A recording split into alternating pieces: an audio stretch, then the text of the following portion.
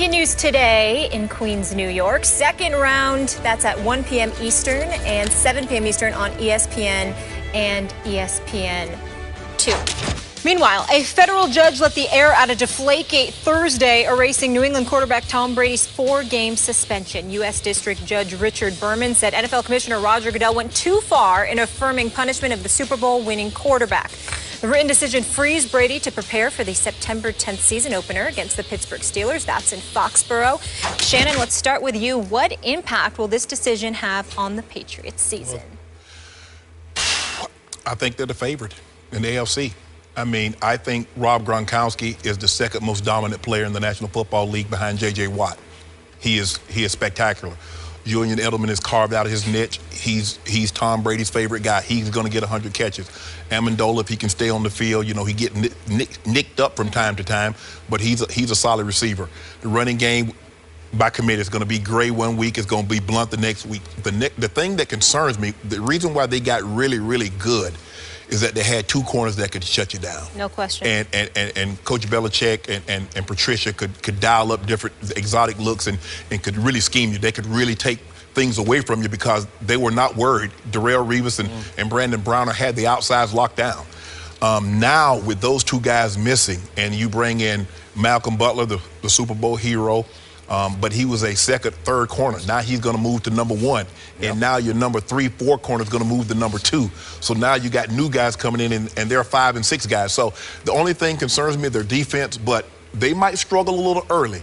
But if you know anything about a Coach Belichick team, as the season progresses, they progress. So I'm not worried about the Patriots. They're going to be what they normally are, 12-4, 13-3. The irony of this question is I had already picked the Patriots to win the AFC and get to the Super Bowl even if Brady missed the first 4 games. Wow. So I think I better stick with that. That's all in. I think I'm okay. You had a lot of confidence in Garoppolo, huh? I thought they'd go 1-3 and Brady would come back on a terror of a mission. The way he played in 2007, remember, after Spygate? Yes. Now, he did have that guy, that Randy Moss guy. That helped. That helped. But they tore the league apart. They stepped on people's throats. You remember that they would run it up on people like crazy? Don't be surprised if this repeats itself. Because I am looking for that, except I was looking for it in Game 5. Now I'm looking for it on opening night against those Pittsburgh Steelers. Brady has the widest disparity of split personality I think I've ever seen in an athlete, because off the field, which is what threw people a curve about his handling of this Deflategate publicly, where you kept saying, I don't think I'm a cheater. You know, that guy, that aw shucks guy, who works hard at giving little to nothing to the media.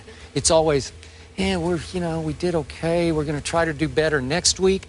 Then somebody else, when the switch gets flipped, Psycho Tom comes out on the field, and he's a madman. I've never seen a star quarterback play with more emotion during a game than Tom Brady does. Have you? Running to the end zone and headbutting Gronkowski? Yes. I mean, who would do that? He can get away with it because he's Tom Brady. People don't question it because he's been doing it so successfully for so long.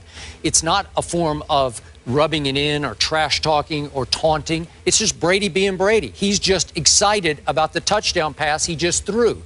Well, that guy you're going to get times 10 because of what the commissioner attempted to do to him, which was to ruin his reputation, to taint his all-time legacy, right? Yes. So he's going to take it out on the field. And that's what he's kept telling his close friends, is that, hey, I don't want to speak about this publicly. I want to show people what I'm doing in court and then on the football field. I'm going to show my reaction. Right. So I think he will show it. Now, back to your points. All very good ones, by the way. My early fear is LaFell is hurt, and I'd tell you how hurt, but they never tell us how hurt, okay? so I don't know. You don't really know. Okay, Julian Edelman is hurt. He has some lower leg injury. I don't know what it is, but he hasn't been playing, and so I don't know what to trust and not to trust, which is why they went out and signed aging Reggie Wayne, who played a little bit the other night in the game and looked... No, don't do that, Skip. He looked bad. Skip, last year he was walking in the routes. He can't run anymore. I would agree with you. So I'm not counting on anything from him. And they signed that kid Brandon Gibson, and he got hurt and he went on IR, so he's gone. They cut Josh Boyce. So the receiving core is a little thin right now, except for the guy you talked about, I disagree with your J.J. Watt position, but that's for another day because we did that so hard yesterday. Yeah. But in this case, the second most dominant, you could argue, is the first most dominant, is Gronkowski. So if you got Gronk, you got a chance, right? Yes. Okay, but I'm not sure about the receiving core. Then across the football to the corner position. I always tell Molly, I watch preseason games for one reason and only one reason only, flashes. Yeah. I want to see flashes from Malcolm Butler, and I saw a whole bunch of them.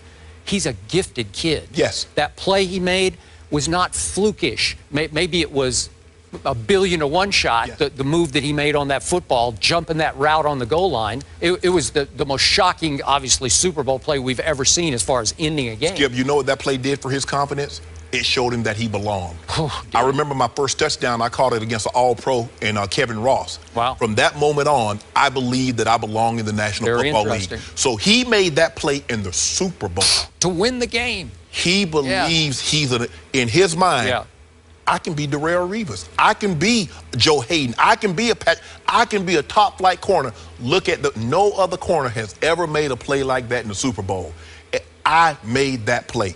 Moving forward, I would not be surprised if I see him rise up the ranks. I think he will. I think he's going to give up some plays. I think he's going to make a lot of plays. Yes. So are they going to be Revis and Brown? No, they're not. No. Do they still have a pretty hellacious pass rush? Yes, they do.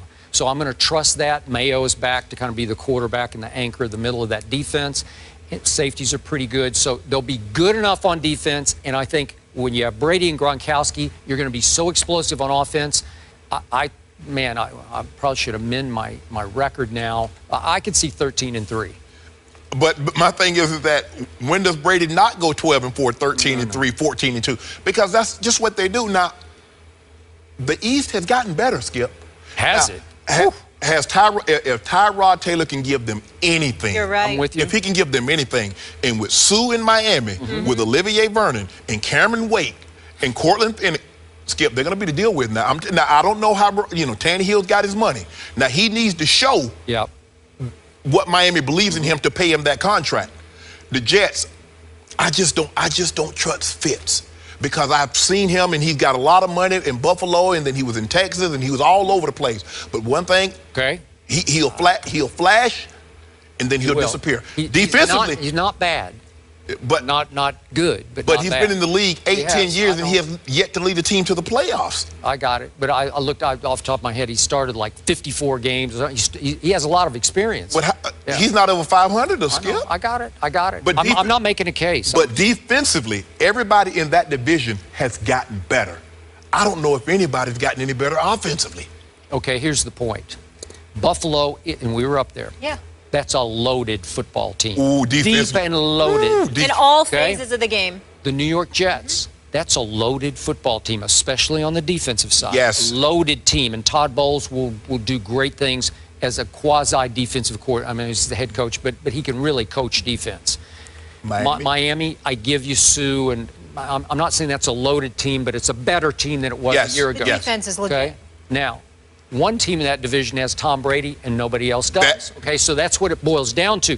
I'm not a Ryan Tannehill guy. Not sold. You gave him your big money. You're kind of damned if you do, damned if you don't. How do you replace Ryan Tannehill? Can you do better than him? Well, maybe, but will he ever get you home? Will he get you to the promised land? No, that's my opinion. And that's the thing that concerns me is that while these teams have gotten better defensively, and yeah, maybe they can slow Tom to a certain degree, but can they score? Can they score enough points? Yep. Because all it takes is Tom to get hot in one game, and he can light you up for 40 points. I agree. Can any of these other teams score that many points? Okay. So here's my last point. We didn't bring him up because nobody cares except maybe me and some Patriot Nation fans. The other night in the preseason game, New England suffered a huge injury to a quote-unquote no-name player, but it was huge, to their fullback, James Devlin. He is gone for the year with a broken leg in a preseason game. It just tore me up watching it. Freakish, got turned around, snapped his whatever it was, tibia or whatever, broke his leg. He was a key blocker for the run game that obviously helped complement the greatness of Tom Brady. I think it's really going to hurt that run game because there's no obvious replacement for a guy like, you know how valuable those guys are. They're hard to find. I'm talking about that 250-pound bowling ball blocker who can also catch it out of the backfield. There you go. There you go. All right? It's a huge loss. And right now, if Tom Brady were sitting here, he'd say, I'm worried about that. We don't have that. So now the responsibility is heaped even more on the shoulder pads of number 12. They might have to throw the football a little more than they want because they don't have the blocking back. I never really worry about the Patriots as long as 12 is under center. When he leaves, I'm going to be extremely worried. But as long as he's there, if you're a Patriots fan or a Patriots player, you should sleep really well at night knowing 12's got our back. There were quarterback questions top to bottom in that AFC East division, but no longer with the New England Patriots because Tom Brady will be playing Week 1. That is Thursday when they host the Steelers. Speaking of that, after the break, our NFL analyst Mark Schlereth will join us to discuss this Deflategate business.